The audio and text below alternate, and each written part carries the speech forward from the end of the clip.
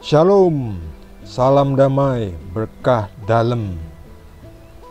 Mari kita kembali baca dan diskusikan dan pelajari dari kitab Pengkhotbah bab 3 dan keempat dengan judul perikop Ketidakadilan dalam hidup.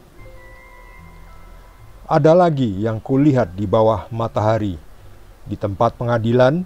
Di situ pun terdapat ketidakadilan, dan di tempat keadilan, di situ pun terdapat ketidakadilan. Berkatalah aku dalam hati, Allah akan mengadili baik orang yang benar maupun yang tidak adil, karena untuk segala hal dan segala pekerjaan ada waktunya. Tentang anak-anak manusia aku berkata dalam hati, Allah hendak menguji mereka dan memperlihatkan kepada mereka bahwa mereka hanyalah binatang. Karena nasib manusia adalah sama dengan nasib binatang. Nasib yang sama menimpa mereka. Sebagaimana yang satu mati, demikian juga yang lain. Kedua-duanya mempunyai nafas yang sama, dan manusia tak mempunyai kelebihan atas binatang, karena segala sesuatu adalah sia-sia. Kedua-duanya menuju satu tempat. Kedua-duanya terjadi dari debu, dan kedua-duanya kembali kepada debu. Siapakah yang mengetahui apakah nafas manusia naik ke atas dan nafas binatang turun ke bawah bumi? Aku melihat bahwa tidak ada yang lebih baik bagi manusia daripada bergembira dalam pekerjaannya. Sebab itu adalah bahagiannya, karena siapa akan memperlihatkan kepadanya apa yang akan terjadi sesudah dia? Lagi aku melihat segala penindasan yang terjadi di bawah matahari, dan lihatlah air mata orang-orang yang ditindas, dan tak ada yang menghibur mereka, karena di pihak orang-orang yang menindas ada kekuasaan. Oleh sebab itu aku menganggap orang-orang mati yang sudah lama meninggal lebih bahagia daripada orang-orang hidup yang sekarang masih hidup. Tetapi yang lebih bahagia daripada kedua-duanya itu, kuanggap orang yang belum ada, yang belum melihat perbuatan jahat yang terjadi di bawah matahari. Dan aku melihat bahwa segala jerih payah dan segala kecakapan dalam pekerjaan adalah iri hati seseorang terhadap yang lain. Ini pun kesia-siaan dan usaha menjaring angin. Orang yang bodoh melipat tangannya dan memakan dagingnya sendiri. Segenggam ketenangan lebih baik daripada 2 genggam jerih payah dan usaha menjaring angin. Demikian dari kitab Pengkhotbah.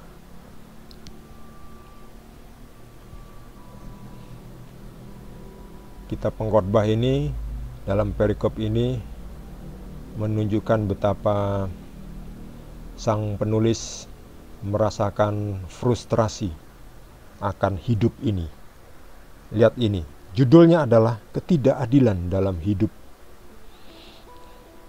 Tidak adil hidup ini ya. Bagi orang yang sukses dalam hidup ini, mereka bilangnya hidup ini adil. Bagi yang gagal, hidup ini tidak adil. Bagi yang menang, hidup ini adil. Bagi yang kalah, betapa tidak adilnya hidup ini. Jadi mana yang benar? Apakah hidup ini adil atau tidak adil? Silakan masing-masing melihat dan silakan masing-masing menilai. Karena itulah adanya ya. Memang di dunia ini tidak adil, tetapi Tuhan adil. Ada Tuhan. Memang belum sempurna dunia ini karena masih ada setan yang berkeliaran, yang merasuki pikiran orang, yang membujuknya untuk melakukan tindakan ketidakadilan.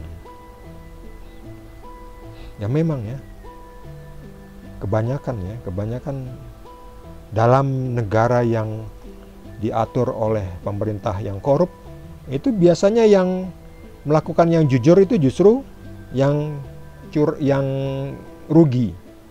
Orang yang curang itulah yang menang. Biasanya seperti itu. Di sini dibilang di tempat pengadilan, di situ pun terdapat ketidakadilan ya. Ya ada sogok, menyogok, ya hakim dibayar supaya memenangkan kasusnya. Ini kan sampai sekarang kan masih ada itu ya.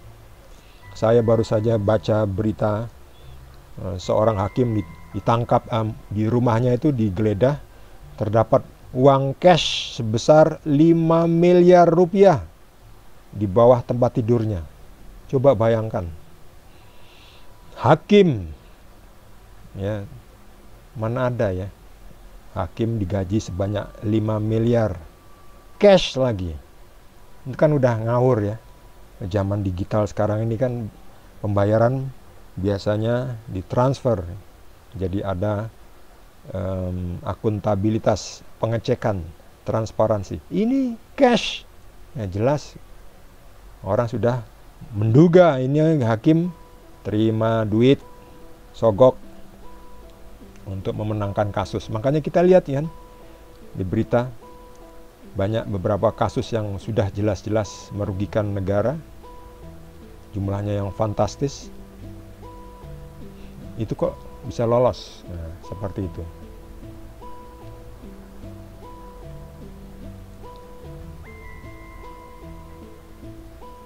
Di sini bahkan dikatakan nasib manusia adalah sama dengan nasib binatang.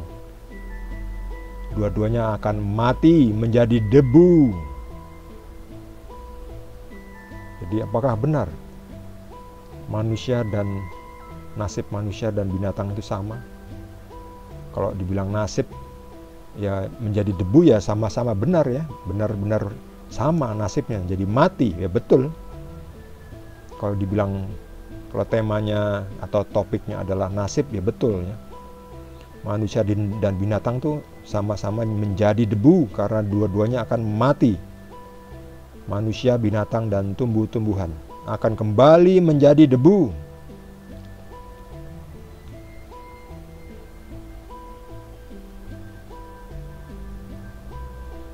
Lihat ini lagi. Segala penindasan, air mata orang-orang yang ditindas yang tidak ada menghibur mereka. Sementara di pihak orang-orang yang menindas ada kekuasaan. Berarti kekuasaan ini ya disalahgunakan oleh orang-orang yang menindas.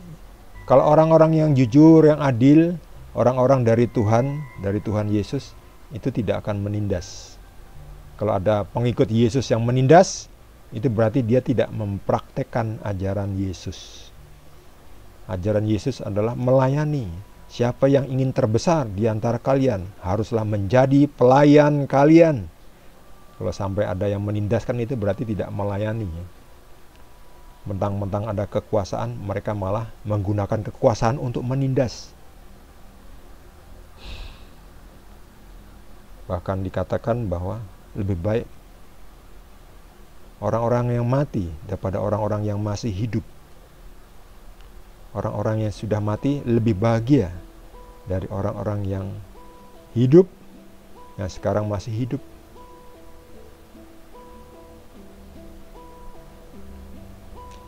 Akhirnya disebut segenggam ketenangan lebih baik daripada 2 genggam jerih payah dan usaha menjaring angin. Ya, maksudnya ya tidak usah secara bersih tegang, ngoyo, mencari kesuksesan hidup, mencari uang, mencari kekayaan, karena itu adalah sia-sia dan usaha menjaring angin, yang dimana itu akan menjadi batu sandungan bagi orang lain yang melihat dan menjadi iri hati.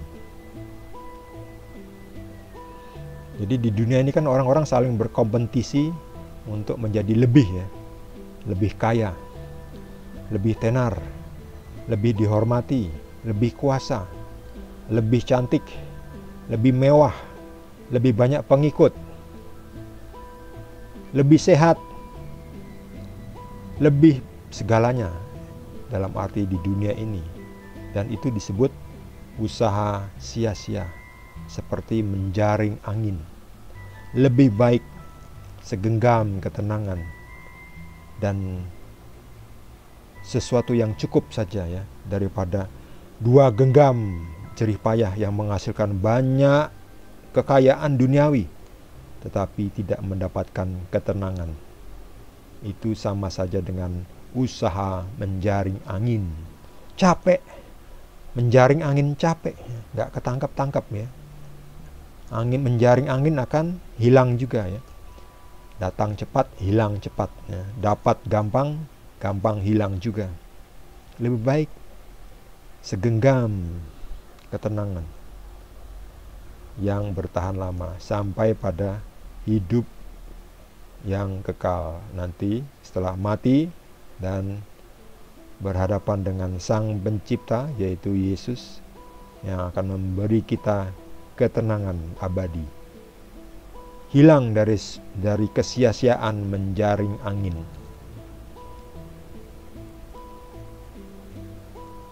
Bagi saudara yang mendapat pencerahan dari Tuhan, boleh juga berbagi. Jangan lupa subscribe. Bagi yang belum, kita akan lanjutkan dengan perikop berikutnya, masih dari kitab Pengkhotbah. Terima kasih.